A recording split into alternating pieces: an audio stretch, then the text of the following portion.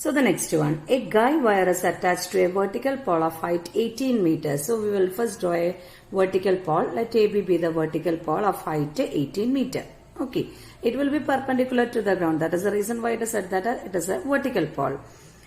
A guy wire attached to a vertical pole is 24 meter long. That means the wire is of length 24 meter and has a stake attached to the other end. Stake means a wooden piece attached to the wire to pull it to the ground, to make it fix in the ground. Okay, for example, we are using that stake for fixing the rope of the a rope which is tied to the neck of the cow.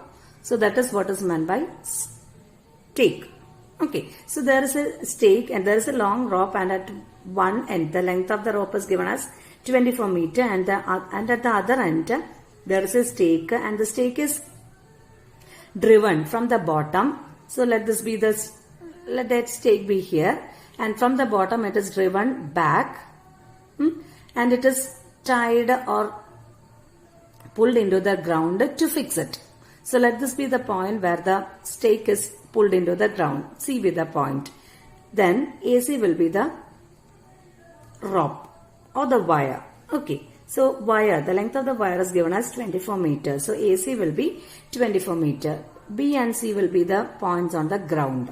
And what is the question? How far from the base of the pole? Base of the pole is B. How far? Means we have to find the distance in which the stake is driven from the pole. That means we have to find the distance between BC. Since AB is the vertical pole, this angle is 90 degree.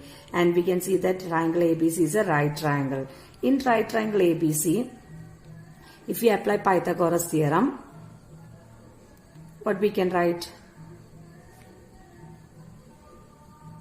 AC square is equal to AB square plus BC square.